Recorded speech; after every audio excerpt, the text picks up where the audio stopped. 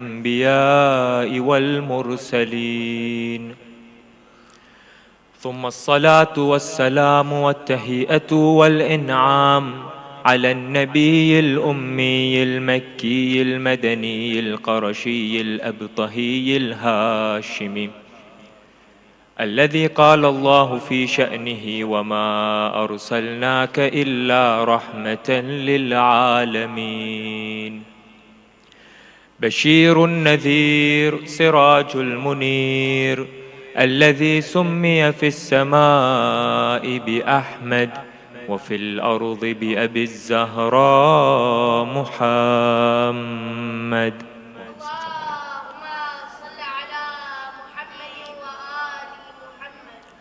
وعلى أهل بيته الطيبين الطاهرين الغرر الميامين الذين أذهب الله عنهم الرجس وطهرهم تطهيرا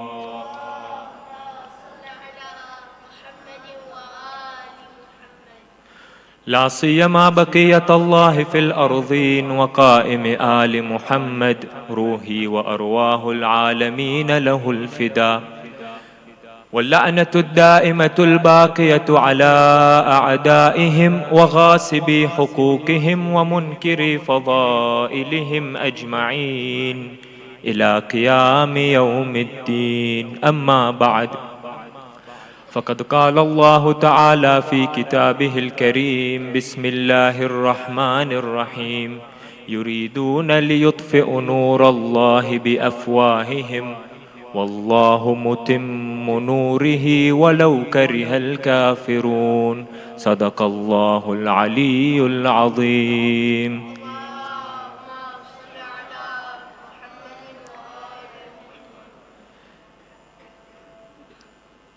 Allah subhanahu wa ta'ala in the Holy Quran says that the disbelievers wish to turn off the light of Allah subhanahu wa ta'ala. But Allah will make sure that His light is completed even if the disbelievers dislike this. And if one was to open the tafasir, we have one of the opinions presented is that Nurillah in this verse refers to the Imams of the Ahlul Bayt. So the enemies of Allah want to turn off the light. They want to extinguish this light of Allah, this imamah of the Imams, but Allah will make sure that this imamah is completed. Today we want to examine the life of one of these lights, Imam Hasan al-Askari, the father of our 12th Imam. We want to see how the enemies decided they wanted to turn off his light, and despite them trying to turn off this great light, the light kept on shining so bright until they had no option but to kill him. Before we enter this brief history of his life, let us pay our condolences to our living Imam, Imam al-Mahdi, on the death anniversary of his father with 3 of the loudest salawat ala Muhammad wa ali Muhammad.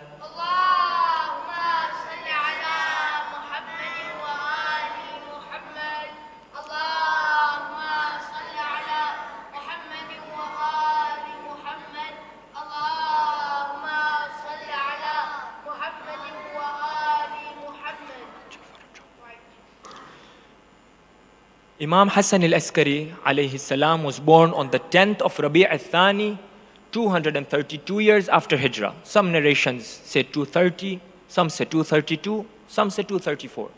But the widely accepted one is 10th of Rabiul al-Thani, 232 years after Hijrah.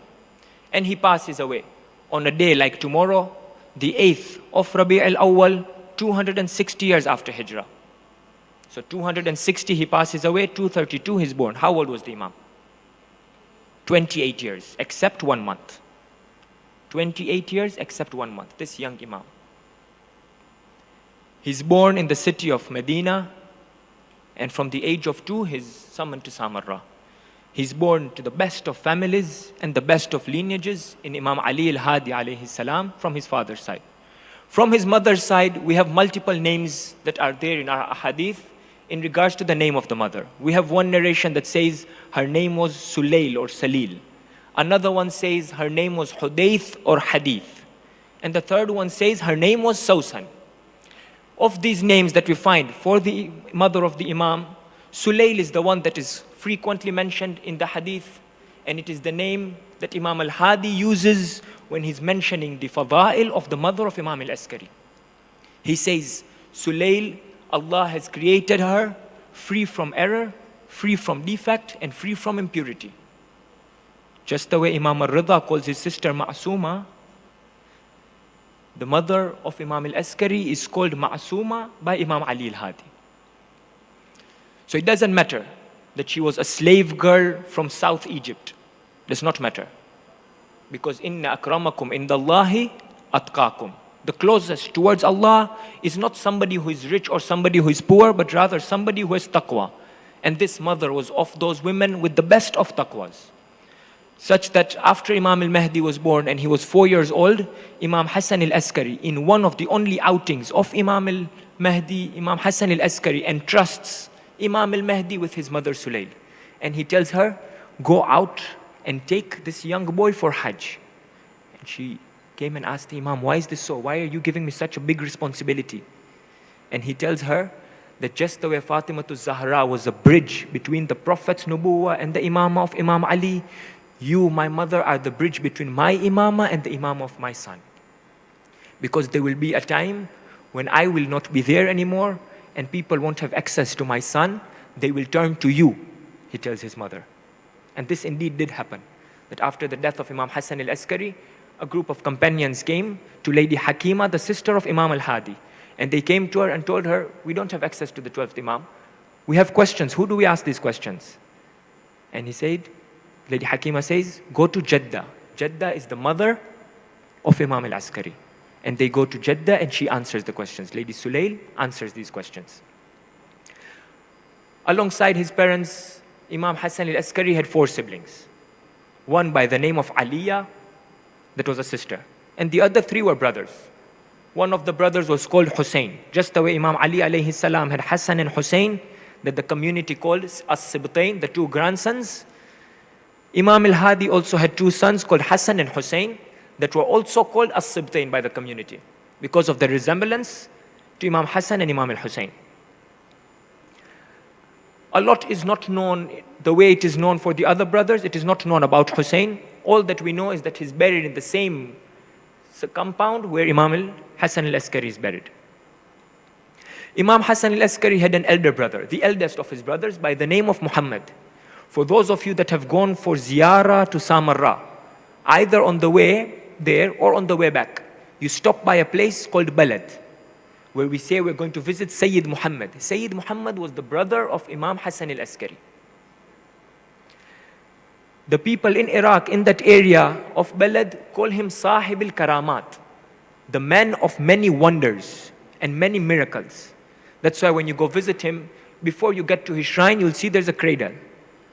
Because a lot of people go there and ask Allah subhanahu wa ta'ala through the wasila of Sayyid Muhammad, the brother of Imam Hasan al-Askari, for a child, and they're granted the child there. So this is Sayyid Muhammad. Sayyid Muhammad held such a high honor. He used to attend classes with Imam Hasan al-Askari under the teaching of Imam al-Hadi. They would be attending classes together. And whenever any difficulty or pain would come to Imam Hasan al-Askari, Sayyid Muhammad would be the first one to take care of him.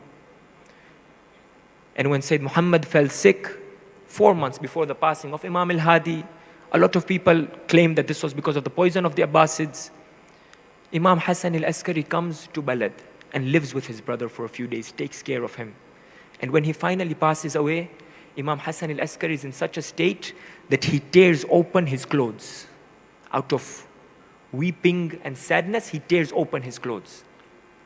Somebody comes to him and tells him, Yabna Rasulillah, what are you doing? Perhaps people like the ones that we have that come and tell you this is bid'ah. What are you doing?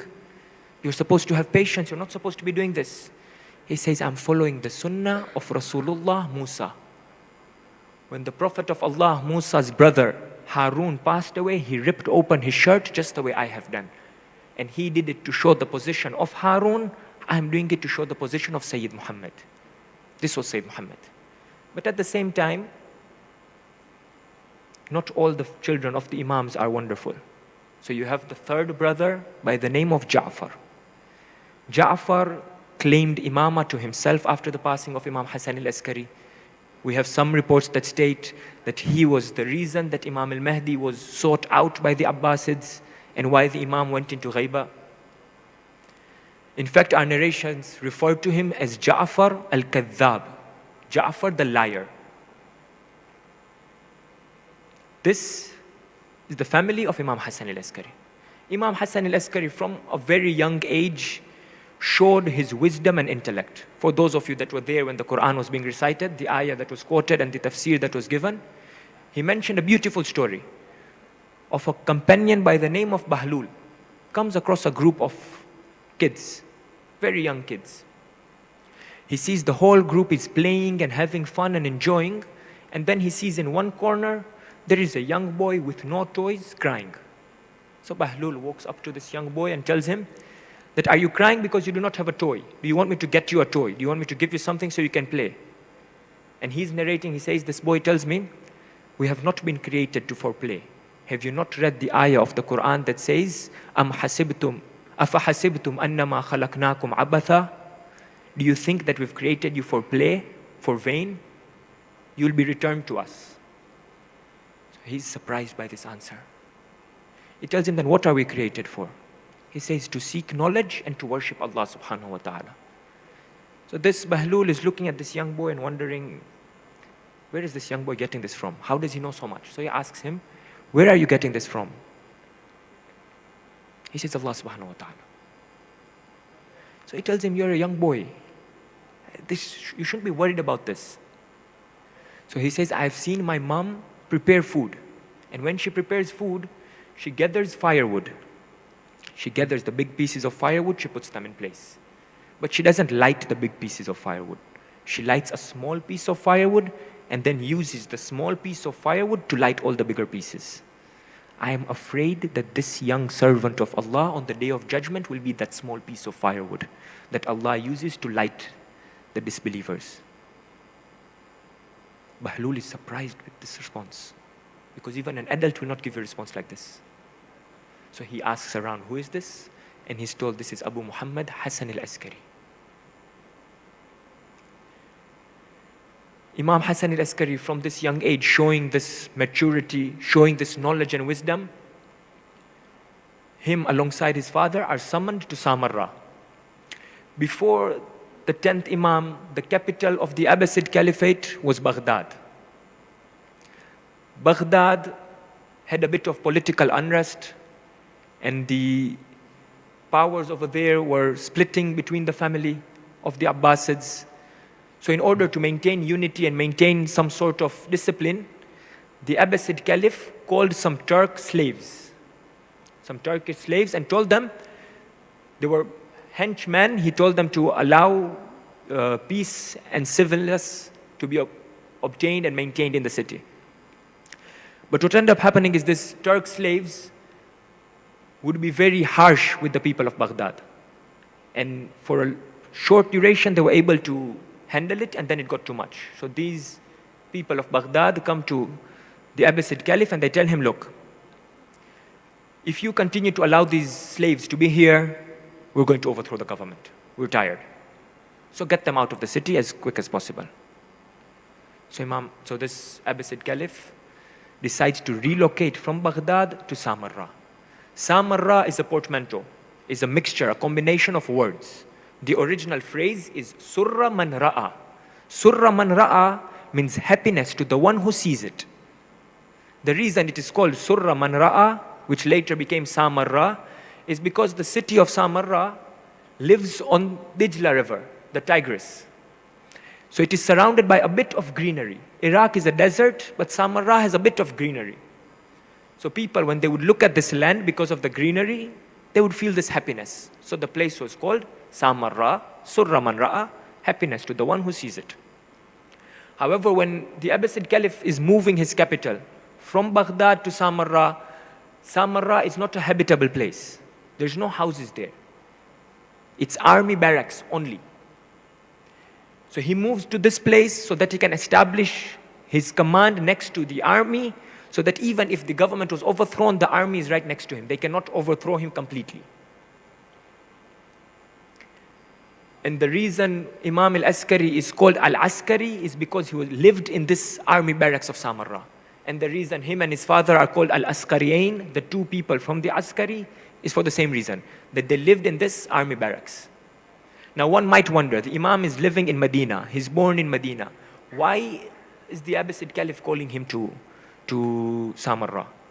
With Imam al-Rida, they called him to Mashhad or Khurasan back in the day, so that they could pretend to give him power. What was the reason for calling Imam Hasan al-Askari and Imam al-Hadi?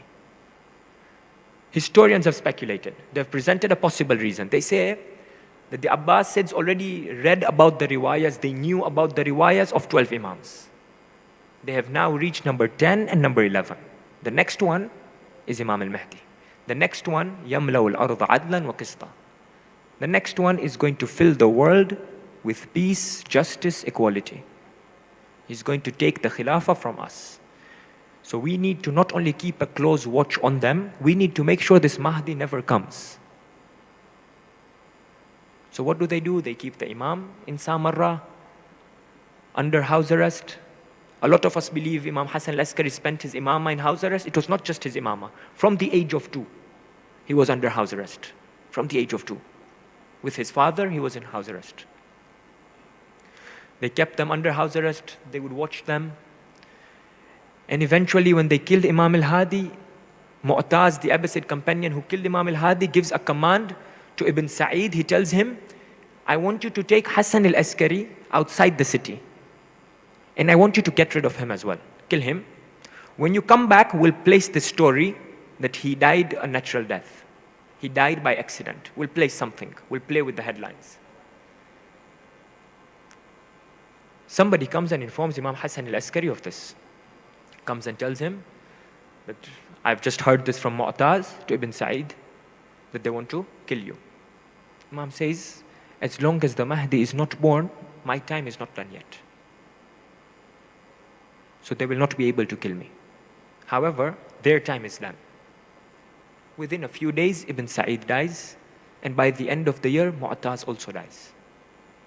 Imam Hasan al-Askari lives. يُرِيدُونَ لِيُطْفِئُ نُورَهُمْ يُرِيدُونَ لِيُطْفِئُ نُورَ اللَّهِ بِأَفْوَاهِهِمْ. They wish to extinguish the fire, the flame and the light of Allah subhanahu wa ta'ala. They didn't want the 12th Imam to come. وَاللَّهُ مُتِمُّ نُورِهِ. Allah completes his light. Allah places that the Imam has to be there.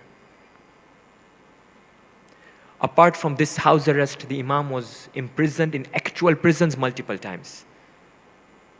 So Mu'tamad, the Abbasid Caliph,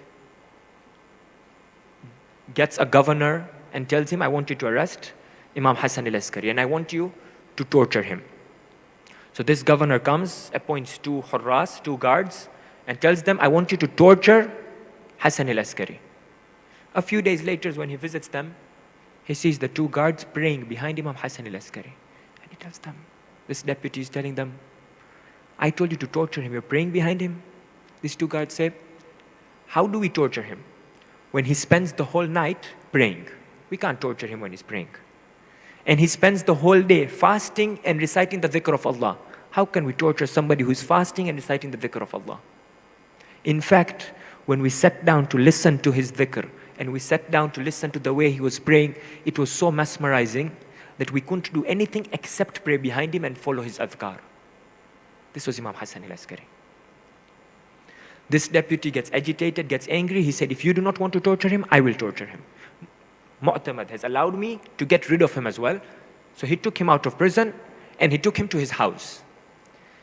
This deputy's house had a small zoo-like area right outside his house, attached to his house. So he takes the Imam to this area where there is a cage with animals inside. Animals that were hungry, had not eaten for a few days. He places the Imam with these animals, hoping that in a few hours when he comes back, he will find a remainder of a body, maybe a few bones here and there, and then he can say that the Imam went to play with animals and animals killed him. When he comes back a few moments later, what does he see? He sees the animals in sajda behind the Imam. The animals in sajda. This deputy later on says that when my son fell sick, I came to Hasan al-Askari and I told him to pray for my son, and he prayed for my son to get better.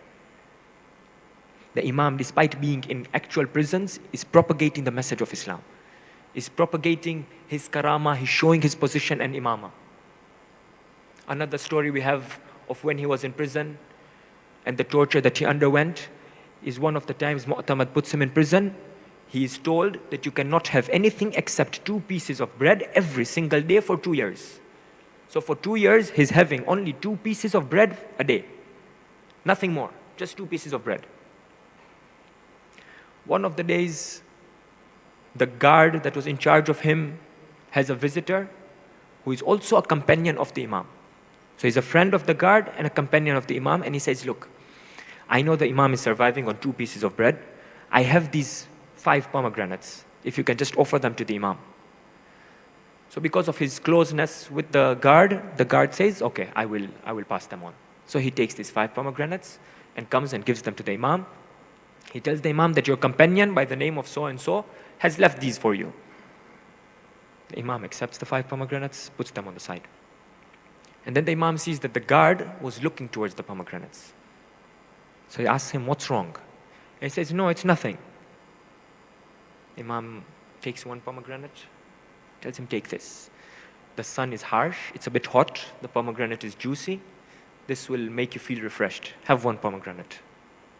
The guard takes the pomegranate, places it right next to him. Imam Hasan al-Askari asks him, why are you not eating the pomegranate? I gave you the pomegranate, why are you not eating it? And he says, you see, I have children at home, and I thought I'll take this pomegranate and share with them, and we'll perhaps get some barakah from it. The Imam takes the remainder of the 4 pomegranates and hands them to the guard. That enjoy with your family. Not just 1 pomegranate, take all 5. This is an Imam who for 2 years is eating only 2 slices of bread a day. The one luxury thing that he gets, he gives it away. This was the Imam whilst he was in prison. Imagine when he was not in prison. Imagine if he was not under house arrest. Imagine if he was allowed to practice openly. Because the few moments when he was not in actual prison and he was under house arrest, we get beautiful stories of how he would convince people of Islam. So we have the story of Ishaq al-Kindi. A companion comes to Imam Hasan al-Askari and tells him there is a man by the name of Ishaq al-Kindi. And he has compiled a book. And this book contains Quranic verses that are contradictory. So for example, a verse of the Quran that says, and marry of them 2 and 3 and 4, as long as you are just with them. And another verse that says, you will never be able to be just with them. These 2 verses, according to Ishaq al-Kindi, contradict each other. Because how can Allah tell you, marry 2 and 3 and 4 and be just, and also tell you, you can't be just? If you can't be just, then you can't marry 2, 3 and 4. The solution to which is the justice that is being referred in regards to the first verse of marry 2 and 3 and 4 and be just, is justice in how you treat them. Justice in how much time you spend with them. Justice in how much wealth you spend on them. This do with justice. The second verse that says you can never treat them justly is in regards to the love that you have in your heart for them. That will never be just. But at least with outward showing of the justice, show it. So this man comes to Imam Hasan al-Askari and tells him, Ishaq al-Kindi is making a book of Quranic ayahs that are contradictory. So the Imam asks this companion that, why don't you go and talk to him? Why don't you respond to him? And he says, how do we respond to him? I don't know how to respond to him. So the Imam tells him that go, get close to him, be friends with him. Because sometimes when you attack somebody's beliefs and you do it in a harsh manner, perhaps they're not receptive of it. So be friends with him, get close to him, earn his trust and his love. Then go and ask him 2 questions. The first question you ask him, is it possible that a writer, an author of a book, writes and intends one thing, and the person reading understands something entirely different? Then the Imam says, Ishaq will say yes, because Ishaq loves to think. He will say yes. When he says yes, then you ask him the second question. So this companion comes to Ishaq al-Kindi. For a short amount of time, he becomes friends with Ishaq al-Kindi. Then he presents to him the first question, just the way the Imam predicted. Ishaq al-Kindi says yes.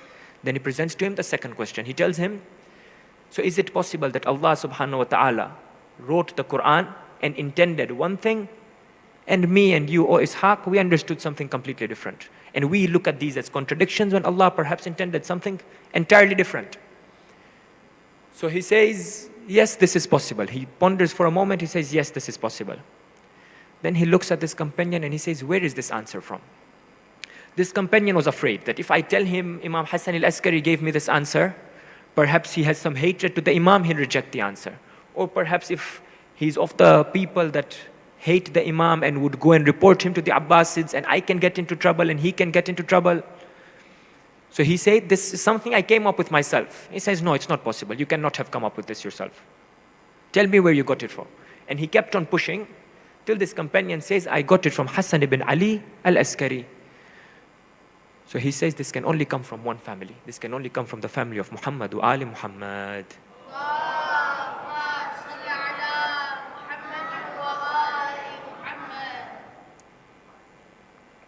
Imam Hasan al-Askari went through such difficulty that every Monday and Thursday, he would have to report to the Abbasid Caliph, every Monday and Thursday. And the Abbasid Caliph would put it as though that they're hosting the Imam, they're welcoming the Imam into their house to some banquets and buffets and luxurious items. But that was not it. It was the way you would report to the police station, they were making the Imam report to them. And what level had it reached? That the Imam had to write a letter to his companions saying every Monday and Thursday, when I'm going to the Caliph and when I'm coming back, if you see me, do not look at me. Do not do Salaam to me. Do not talk to me. Do not even raise your hand or point towards me. Why? Because they're looking for my Shi'as. They want to kill my Shi'as. The moment you do that, they know that you have love for me and you're one of my Shi'as. But even these enemies of the Ahlul Bayt, there are times when they would need the Imam.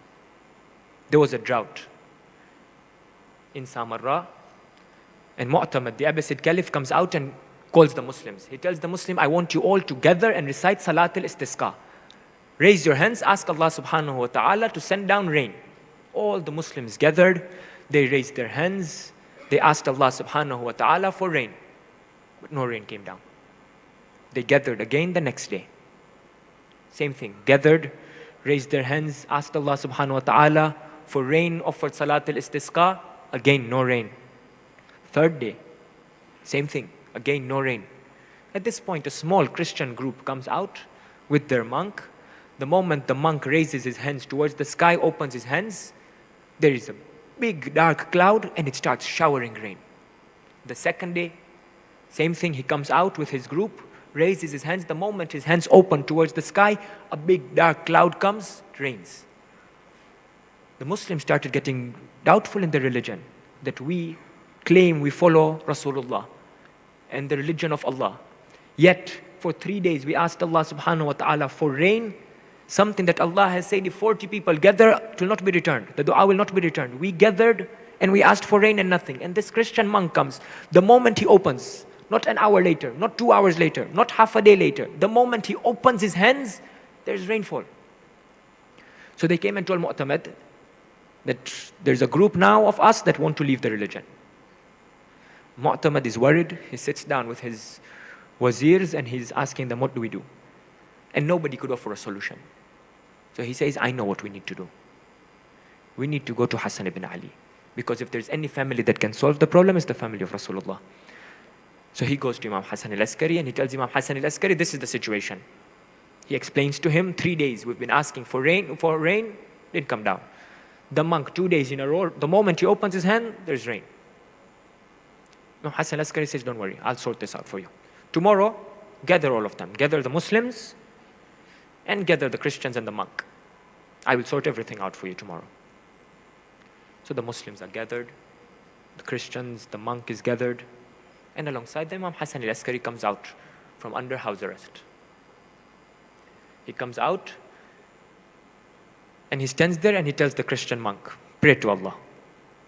So the Christian monk opens his hand. The moment he opens his hand, there's a cloud that comes. Imam Hasan al-Askari commands his servant, tells him, take what is in his hands. The servant quickly grabs what is in his hands. He was hiding something in his hands. The servant quickly grabs it. The Imam tells this monk, pray to Allah. Ask him to send down rain. That cloud that had already come turned and went away. So Mu'tamad asks Imam al-Askari, what is that? What was that that you took from his hands? So Imam Hasan al-Askari takes it from the servant's hands and shows it to them. He says, this is a bone of one of the prophets of Allah subhanahu wa ta'ala. These Christians and their monk dug somewhere and they uncovered a part of a body of a prophet. This prophet of Allah was killed unjustly. And because of this injustice in his death, Allah has made that every time this bone is under the open sky, it will rain. Then the Imam hands the bone back to the servant. And then the Imam says, look at me. I do not have any bones with me. I do not have any bone of any prophet with me. He raises his hands and he asks Allah for rain. A cloud comes and it starts raining heavily. The Imam says, all I have is the blood of Fatima al-Zahra. All I have is the blood of Rasulullah. I do not have any external bones. This is the karama, the miracle how Imam Hasan al-Askari, despite being under house arrest, is holding these ummah and holding the Muslims together. And Imam Hasan al-Askari, of his teachings, we get that not only was he a source of guidance for the people of his time, he left behind sources of guidance for us. So for example, he's left behind a narration that discusses the signs of a believer. The one that we hear every arba'in from Imam Hasan al-Askari that says, Alamat al-mu'min khams. The signs of a believer, a true Shia, are 5 signs. The first of them, ta'afir al-jabin, that they prostrate on dust. And the reason for this is the Holy Prophet has said, Ju'ila li ardan masjidan wa tahura. The earth, dust of the earth, has been placed for me and for my followers, a place of prostration, masjid, and it has been placed as a place where we can do tayammum, tahura. We can get our tahara from. Obviously, the best of this is the dust from Karbala, but any dust. He says the first of the signs of the believer is that they do their sajda on dust. The second sign of the believer is that they perform 51 raka'at a day. Salat, ihda wa khamseen. 17 raka'at of the wajib prayers and double that, 34 of the mustahab prayers, of which 11 raka'at are the ones of Salat al-Layl, then you have 2 for Fajr, then you have 8 for Dhuhr and Asr respectively, then you have 4 for Maghrib, and 2 while sitting, that is counted as 1 for Isha. So for a total of 51. The Imam goes forward and says the third sign for the believers is takhattum bil yamin, that they wear a ring on their right hand. At that time, the Sunnis, the non-Shi'as, all of them wore a ring on the left hand. So the Imam, to show the sign of a true Shia, he says they wear a ring on the right hand. Whether it is Aqiq, whether it is Fayroza, whether it is Dur and Najaf, as long as it is mentioned in our riwayat, it doesn't matter which one. But there has to be a ring on the right hand. Takhattum bil yamin, a sign of a true believer. This is the third sign. The fourth sign, he says, al-jahru bi bismillahir rahmanir rahim. That they say Bismillahir Rahmanir Rahim loudly. There's 2 possible interpretations of what this really means. The first of the interpretations is that in Salat al-Dhuhr and Asr, for all of you that pray in Jama'ah behind Sayyid Adil, you'll notice that when Salat al-Dhuhr and Asr, the surahs are recited softly, but the Bismillah is recited loudly. And only Shi'as do this. The Sunnis don't do this. So Imam is telling us the sign of a true Shia is that Bismillah in Salat al-Dhuhr and Asr is done loudly. This is one interpretation. Another interpretation says no, it goes a step forward. Al-Jahru bi Bismillahir Rahmanir Rahim means before every single thing they do, they say loudly Bismillahir Rahmanir Rahim. Whether it is they sit down to eat, they say Bismillah. Before they go to sleep, they say Bismillah. First thing they do when they wake up, they say Bismillah. This is the fourth sign of a believer. And the fifth and last sign is Ziyarat al-Arba'in, the ziyarah of Imam al-Hussein on the 20th of Safar, on the day of Arba'in. You may wonder, on the day of Ashura, you might get 5, maybe 10, 15 million people in Karbala. But on the day of Arba'in, 20, 22, 23, it's always the most. Why Arba'in? Because of this riwayah we have from Imam al-Askari. That the sign of a true Shia is that on the day of Arba'in, you will find them in Karbala.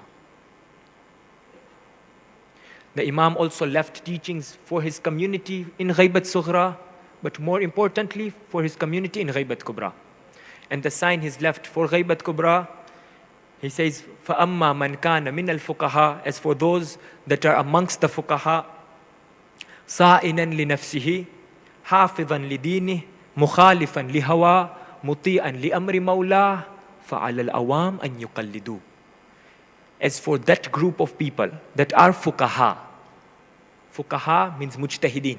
As for that group of people that are mujtahideen, sa'inan li nafsi, they are careful about their souls.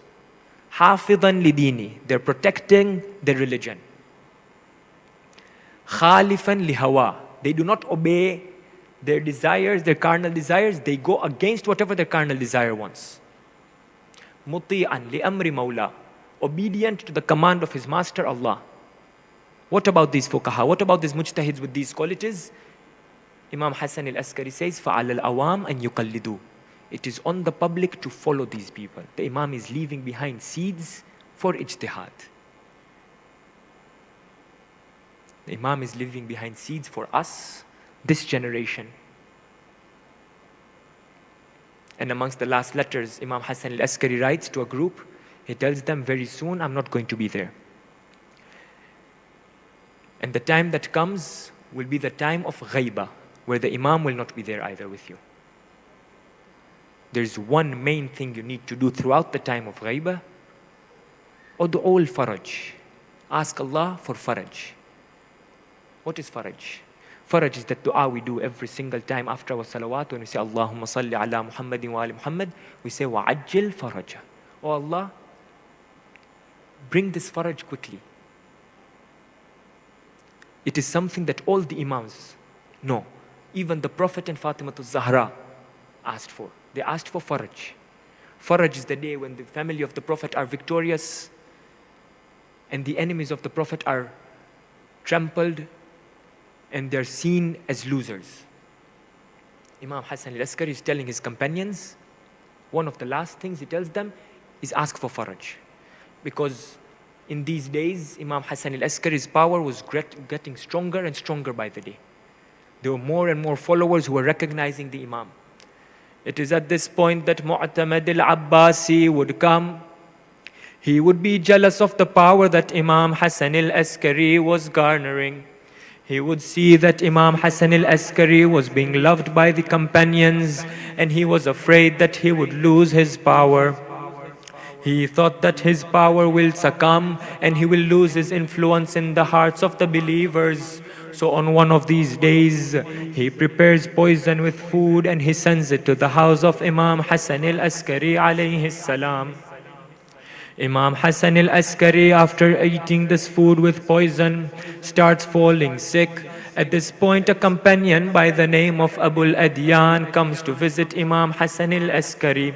Abul Adyan was one of the wakil of the Imam. He comes to the Imam and he tells him, I have come to collect letters from you, the responses to questions that you have prepared for the people of Madain.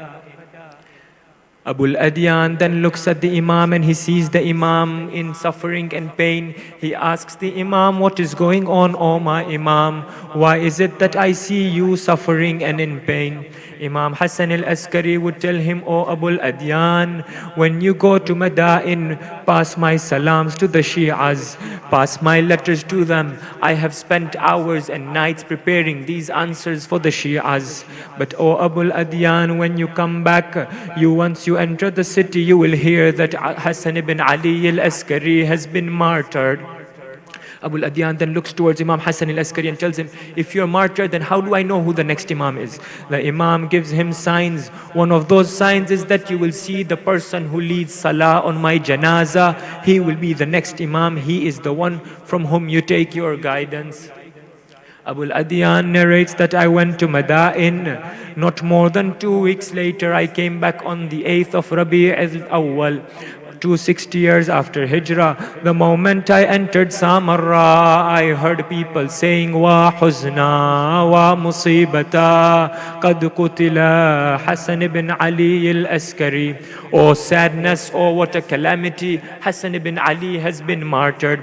So I went towards the house of Imam Hasan al-Askari and I saw on the Mughtasal laying was the body of Imam Hasan al-Askari. Someone had already given the ghusl to this body. Someone someone had already shrouded and given kafan to this body. Then I saw Ja'far, the brother of Imam Hasan al-Askari, step forward to lead the salah, and I thought to myself, Ja'far is Ja'far al-Kadhab. How is it that the Imam has told me to follow the person who leads his Salat al-Janaza and the person who follows is Ja'far al-Kadhab? He says at this point, Abu al-Adyan narrates, at this point a young 5-year-old boy came out. He said, "Oh Uncle Ja'far, move away from here, for you know it, I am in a better position to pray over my deceased father."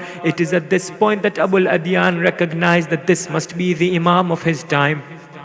Abu al-Adyan, after the salah, came to Imam al-Mahdi and offered his condolences and pledged his allegiance as the next Imam. But I ask you, O companions, as we come to put a close to the season of mourning, this season of mourning started with the Masa'ib of Imam al-Hussein. I ask you, O Imam al-Mahdi, were you not given the privilege to give ghusl and kafan to the body of your father mere days after he passed away? Were you not allowed to offer prayer over his body? O Imam al-Mahdi, this is the end of the period of mourning, but come to the beginning of the period of mourning when Imam al-Hussein alayhi salam lays on the plains of Karbala. His body trampled, his head severed, and his limbs chopped off one by one. Nobody could even recognize this body in the state that it was. Umar bin Saad, after sending the women and the children to Kufa, stays behind in Karbala to bury his people. But he leaves the body of the family of the Prophet. The bodies are left on the plains of Karbala. Banu Asad wait for Umar bin Saad to leave. Once Umar bin Saad leaves, Banu Asad come into Karbala and they decide they want to bury the body of the Imam. But how do they recognize the bodies? They see one right arm by Furat. They see one left arm by Furat. They see body cut into pieces by the tents. They see trampled bodies under the hooves of the horses and the camels. They see pieces of body everywhere around Karbala. They are unable to bury this body. At this point, the Banu Asad narrate that we saw from the direction of Kufa a young man coming on a horse. He came down and he said, "I will help you bury these bodies. Gather this part and gather that part." And he would start gathering parts and making graves. He would make the first grave and he would make the second grave. Then he would gather parts of the body and he would say, "This is the body of Hussein ibn Ali Aba Abdullah." After gathering the body parts of Imam al-Hussein, he would dig the grave. Then he would turn to the Banu Asad and tell them, "Leave from here. Allow me to bury this body myself, because I have help from the heavens. I have the Prophet and Imam Ali and Imam al-Hasan helping me to bury these bodies." Imam al-Sajjad would then put his hands under the body of Imam al-Hussein. He would say, "Bismillah wa billah wa ala millati Rasulillah." He would bury the body of Imam al-Hussein. As he places the body of Imam al-Hussein onto the ground, he would place his right cheek onto the body of Imam al-Hussein. And then he would say, "Oh, what a musibah we have and what a calamity we have. From now on the dunya and this world is in darkness, and the akhirah with your light is brightened. As for my crying, it is going to be relentless, and as for my nights, they're going to be restless until Allah allows me to meet you." Then he would say, "Assalamu alayka ya ibn Rasulillah." He would bury the body of Imam al-Hussein alayhi salam. He would place tiles around the body. He would place bricks around the grave of Imam al-Hussein. Then he would write, "Qabru Abi Abdullah al-Hussein qutila atshanan ghariba." O Imam al-Mahdi, I wish to offer you condolences on the martyrdom of your father and on the martyrdom of Imam al-Hussein. Inna lillahi wa inna ilayhi raji'un. Let us raise our hands and ask Allah subhanahu wa ta'ala to accept our crying and our tears and our khidmah for the family of the Prophet over the last 2 months and 9 days. To allow some happiness and coolness after these great musibahs into the hearts of our living Imam, Imam al-Mahdi ajalallahu ta'ala farajahu sharif. There's oppressed around the world, in Yemen, in Syria, in Iraq, in Palestine, in Iran. Oh Allah, give them a quick victory. Oh Allah, hasten the reappearance of Imam al-Muntazar al-Mahdi. Allow us to be amongst his supporters. Allow us to fight under his banner of Ya li Tharat al-Hussein, for the vengeance of Imam al-Hussein. هذا والحمد لله رب العالمين.